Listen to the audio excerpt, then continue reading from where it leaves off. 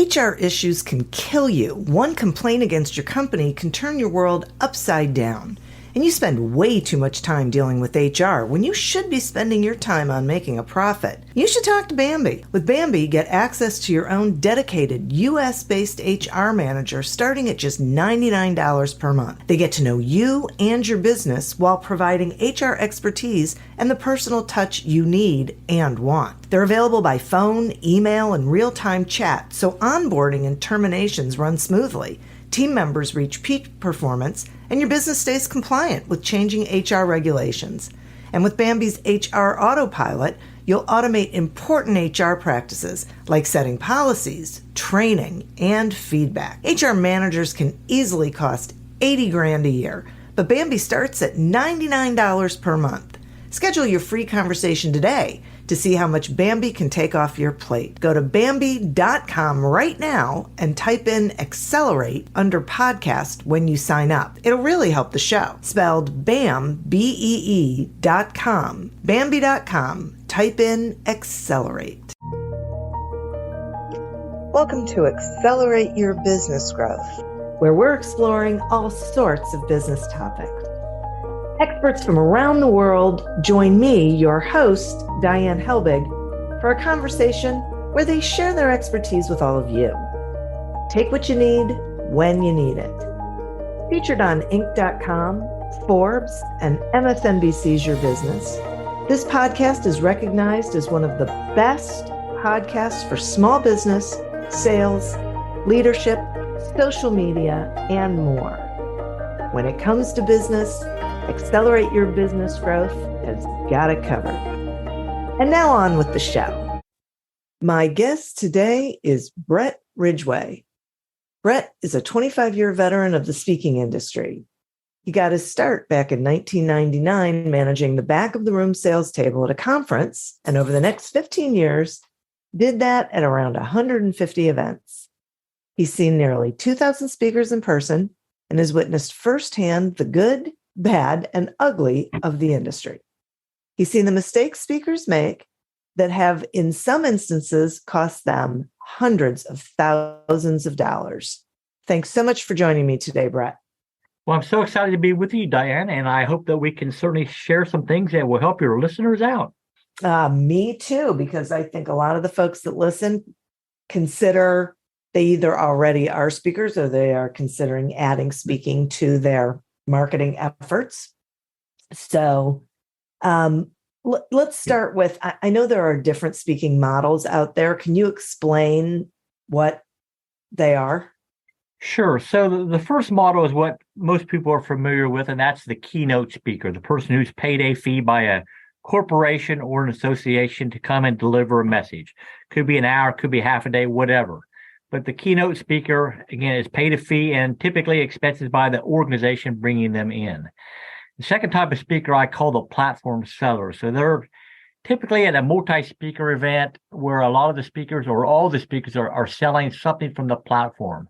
So they'll deliver their content for the majority of their presentation, then they'll launch into a pitch, let's call it, where they'll offer some type of back-end products or services that the attendees can purchase there.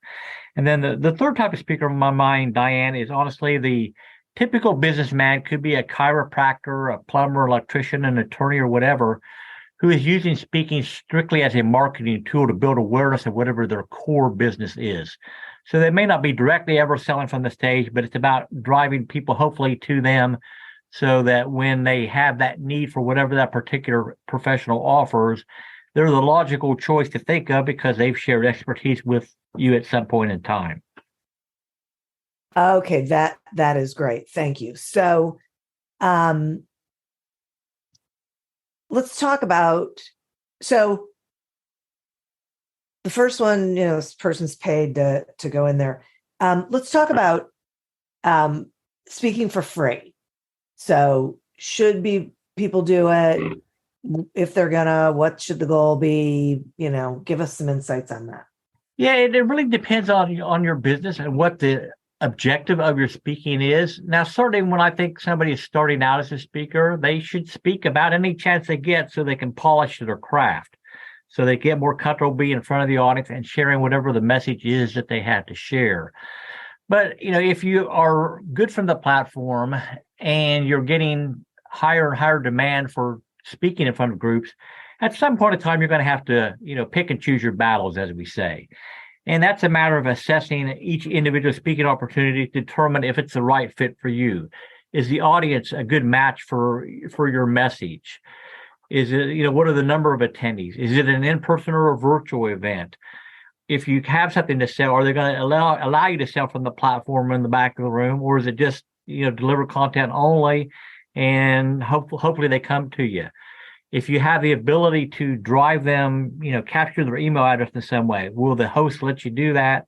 And what are you going to drive them to so that you can build your email list and all that? So, yes, I think you should speak for free out of the gate. Over time, you'll need to assess whether that's the way that you should continue, based on how your business is growing, how much of an impact the speaking is having, et cetera. Okay, that's great. So, so what if someone is thinking about speaking, like they want that to be their full-time business? So should they be really focusing on keynotes or being a platform selling speaker? Well, it again depends on what your objectives are, Diane. So, if you have had success in a business and you just feel like you have a powerful message you want to share with as many as people as possible, then keynoting may be the way to go, because maybe you're not as comfortable selling from the platform as others are. Now, I will tell you that from my experience, if you are an accomplished platform seller, you will make far more money as a platform seller than you will keynoting. Now, I do know speakers that have been able to marry both worlds together and do it fantastically well. And so if you can get to that particular platform, wonderful. But if you have to pick one or the other, if you get accomplished from the stage, you can pretty much write your own ticket in terms of being in demand from event promoters because they know you can close. And the way that the speaking business works in the platform selling situation, Diane, is typically when a person is putting on an event, they're going to split if you're doing back of the room sales, that's going to be a 50-50 split between the event promoter and the speaker. So they are motivated to bring people into their events that have proven sales skills. Yes, they want to deliver good content. You should always deliver great content to the audience. They're your foremost responsibility. But if you have something to sell from the platform and you can get very efficient and effective at that, you're going to generate far more revenue. And then what you do with that revenue obviously is up to you, but you make far more money as a platform seller typically than you will as a keynoter if you can get proficient at it. Oh, that's interesting. I actually have a colleague, Diane, who spoke at an event a few years ago in the UK, and in one 90-minute presentation, he did $995,000 worth of sales. What was he selling? Well, he was selling his training programs on internet marketing, and it's certainly had to split half of that with the promoter, but who wouldn't like to walk away with nearly $500,000 for a 90-minute presentation? And you'll never get that kind of keynote speech unless you're a Bill Clinton or a big name out there who's willing to fork over the big dollars to bring you into their event.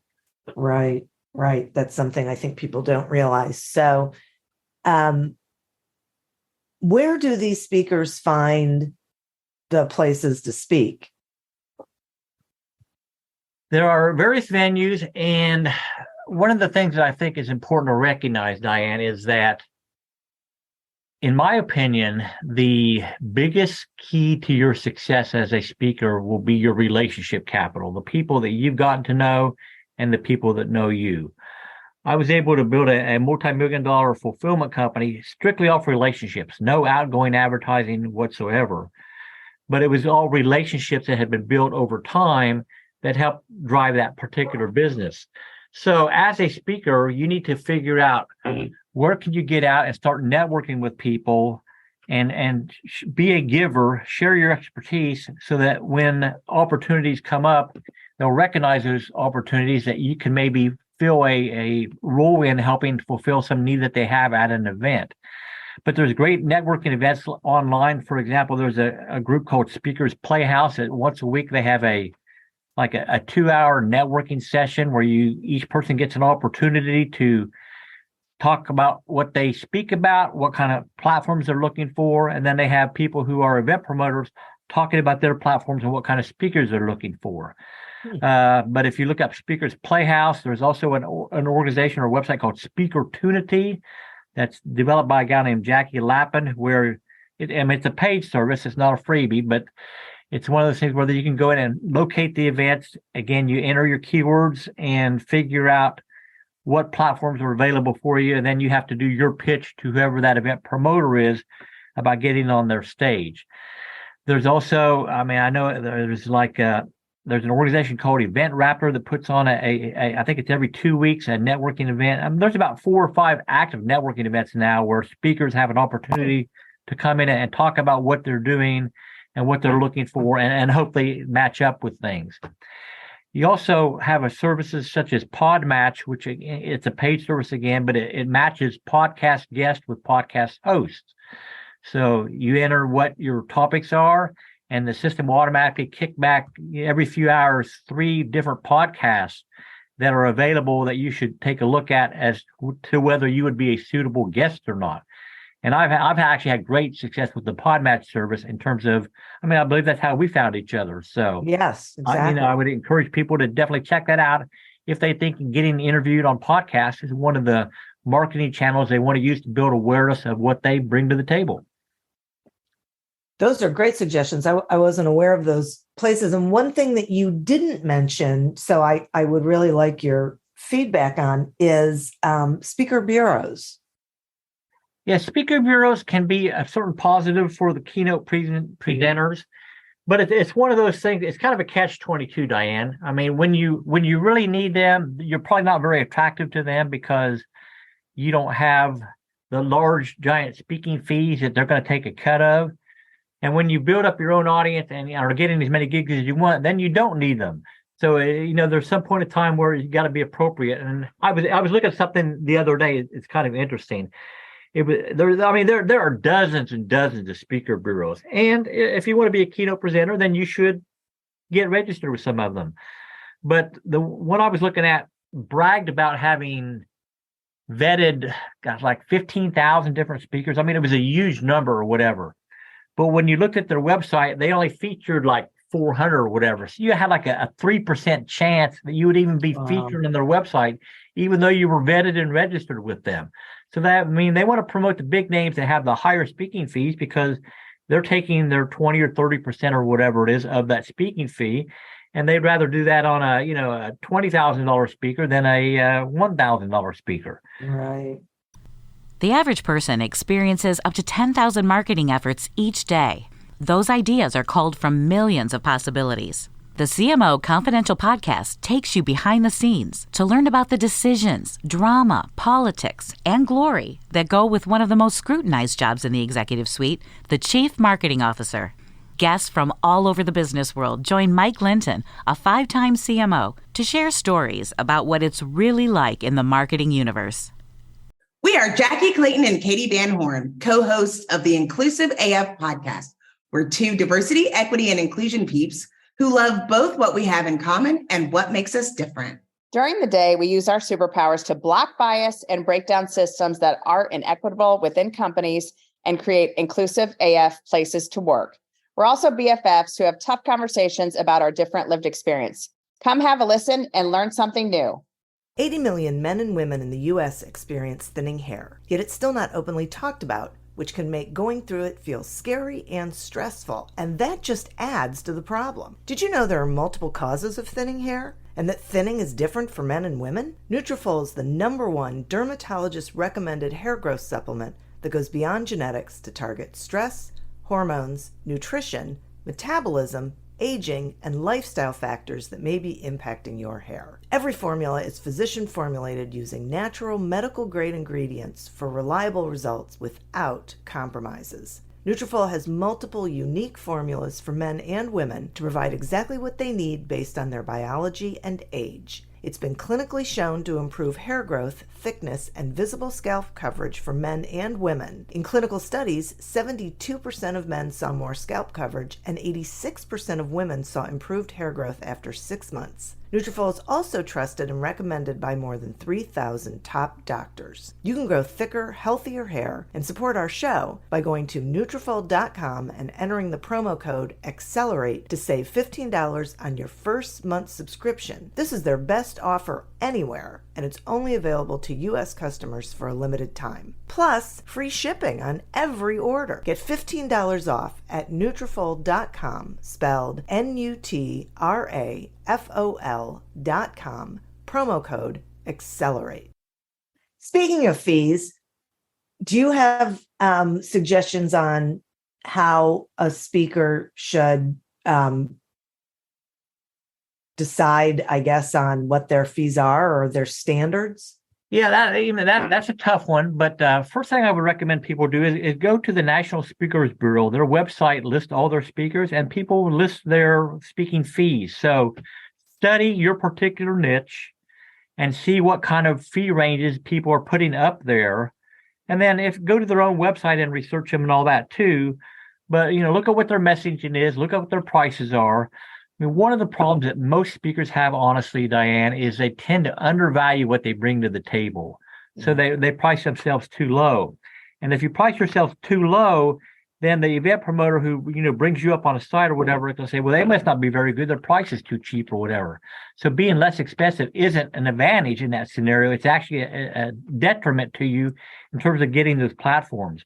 But do your homework. Go to the National Speakers Bureau website is online. They have hundreds of members listed with their speaking fees posted, and see how they're promoting themselves, what their rates are, and then go from there.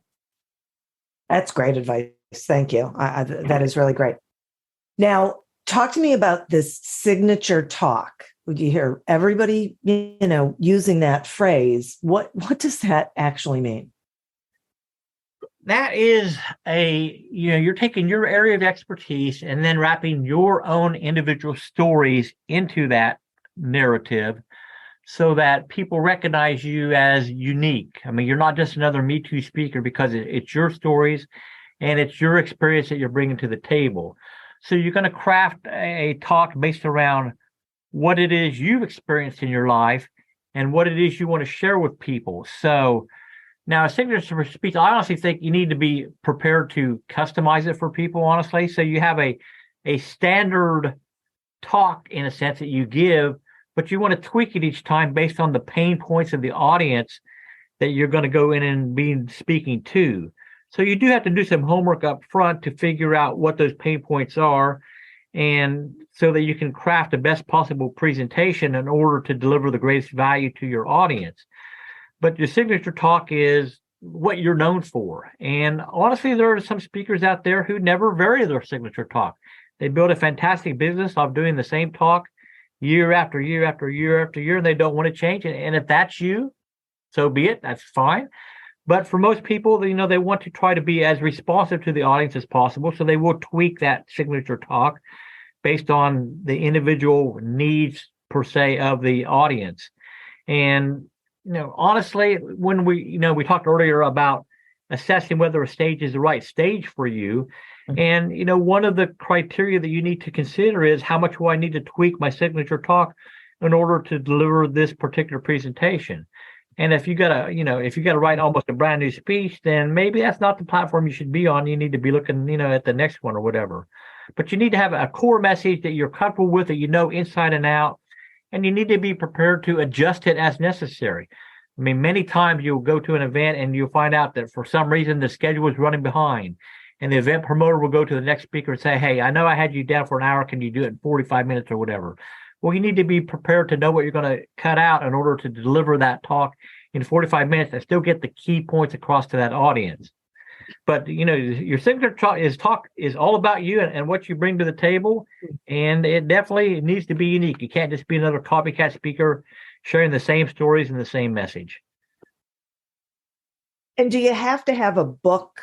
Do you have to be published in order to be attractive to event planners and Well, do you have to be? No, but I would highly recommend it. Let's just say. I mean, the book is definitely a credibility piece for you, and the fact that you're an author, still in the mind of the audience or the event promoters, or put you a step ahead of somebody that doesn't have a book. I mean, we talked earlier about if you're just using speaking to build up your chiropractic business or your attorney business or whatever, you should seriously consider writing the book and sharing things of value with people so that you become that recognized authority in your local area for whatever service it is that you offer. I mean, you almost can't do enough to continue to build your credibility to be the logical choice for anybody seeking what it is you have. Okay, that's great.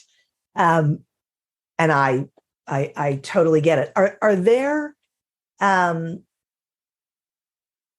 industries that you think speaking doesn't work with? That being a speaker doesn't make sense, or do you think it doesn't matter? Great question. My gut reaction is it doesn't matter, although, there are certain industries where I think, it doesn't matter. I mean, I was thinking, well, what's a plumber going to write a book about? But, you can write a book about, 5 easy to do yourself plumbing repairs, so you don't need to call me type thing. Yeah. And then when they realize that what they have to fix is beyond those 5 things or whatever, then you're the one that they call because you got that book or whatever. Yeah. I mean, I think a lot of it, honestly, Diane, to a certain extent depends on what niche you're in and how high of a ticket your price point is.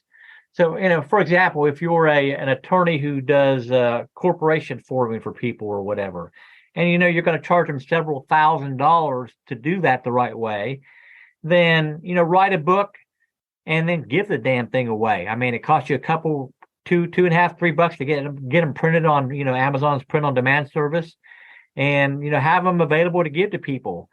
Certainly, you need to have, regardless of what your profession is, on your website a way to capture names and email addresses so that you can communicate with people who have reached out at some point in time and said, hey, I have an interest in what you have. Now, maybe the timing isn't right now, but maybe it is in 3 months or 6 months or a year or whatever. So figure out what you can do as what we would call an ethical bribe or a lead magnet, some kind of special report or audio or whatever that people have to opt in and give you their email address and name in order to receive. And then, as people come to your website, hopefully they're opting in and getting that special report. Again, that's a credibility builder for you. And it's, again, something that puts you into your world so that you can do follow-up marketing with them. I see. That's great. Thank you. And yeah, I tend to think that any industry really could be doing it. And I really like this whole thing around sharing information, giving the book away. But it does bring me to a question about how someone goes about offering to the organization to buy their book for all the attendees, like as a form of payment instead of a speaker fee. What have you had experience with that? Yeah, I've certainly seen that work very well for a number of speakers. And typically, these corporations have a separate budget for educational materials. So when you're negotiating up front with the organization about your speaker fee or whatever, and that they can typically, I don't want to say typically, oftentimes, let's say, they have that separate budget that they will agree to buy a copy of the book and put into everybody's hands for you. Now, that's great. And I certainly encourage speakers, if they're doing keynotes, to consider that as part of their mix in some way to figure out how they can do that, because puts a lot more revenue into your pocket, obviously, and it also gets more people into your world, because the book itself, even though they're buying it or you're giving it away, in either scenario, you need to have in that book what we would call bounce back, or mechanisms to drive them to your website to, as we talked about earlier, capture your name and email address for that follow-up marketing. So in that book, the special report that you offer on your website, you might want to mention it a few times and tell them where to go to get it so that you can drive them to your site. Because I mean, the realities of the world, if you're an author and you're selling your book just on Amazon, for example, well, that's Amazon's customer. It's not your customer. So Amazon doesn't pick up the phone and call you and say, hey, Bret, Frankie Frisch bought your book. Here's his contact information. Go sell him something else or whatever. So those bounce back mechanisms that you're going to build into your book or report or whatever you're giving away, it needs to be a tool for you to drive that traffic to your website. So figure out what it is you can offer aside from the book that they would be interested in. Could be an interview of you, could be a video, could be a short training course, could be any number of things. You're only limited by your own creativity, honestly. But that book needs to be a marketing tool first and foremost. And usually you'll make far more money using the book as a marketing tool than you will ever will on book sales because of what the book leads them to. Boy, isn't that the truth? I mean, really, the book is a tool, right? So, yeah, it's not really a revenue stream. It's great, if you can become a New York Times bestseller or something like that. And I have colleagues that have done that, but those are few and far between. Exactly. I know. It's so true. So I have to tell you, I love this information. I've learned a lot, and I do speaking, and I still have learned a lot. So I am really grateful that you spent this time with our listeners. Will you tell them, how they can find you, whatever you've got going on that they should know about? Sure. So the primary website is BretRidgway.com, and that's Bret with one T and Ridgway without an E. So BretRidgway.com. And also, I have my own podcast called Spotlight on Speaking. So if you are a speaker and you think you have a speaking journey worth sharing with others, I would encourage you to go to spotlightonspeaking.com and register there to be considered as a guest. And then I want to mention my next book is coming out in mid-March, published by Morgan James, and it is called How to Build a Profitable Speaking Business. And you can find that on the books tab, honestly, at BretRidgway.com. Awesome. I'm sorry. What is the title? How to Build a Profitable Speaking Business. Nice. My book was published by Morgan James. Oh, very good. Yeah, I've known David Hancock and the team over there for 20 years. Wow, really? In fact, they published all my books except maybe one small book that I self-published. So worked with those folks quite a few times. Yeah, they're terrific. Well, thank you. I'll make sure this information is on the show page and in the show notes. And like I said, I appreciate it. Thank you so much. Listeners, thank you. You are who we're doing this for. Thank you for tuning in to this episode of Accelerate Your Business Growth, a production of Evergreen Podcasts. Discover more episodes of this podcast and explore others at evergreenpodcast.com. As always, continue to prosper and be curious. And if you're looking to get your sales strategy headed in the right direction, pick up a copy of Succeed Without Selling on Amazon or wherever books are sold. Until we meet again on another episode of Accelerate Your Business Growth, goodbye and good day. The Jim Stroud Podcast explores the discoveries and trends forming the future of our lives. Brain-to-brain communication, robot bosses, microchip implants for workers, and artificial intelligence replacing human workers are all happening now. If you want to know what's happening next, subscribe now to the Jim Stroud Podcast.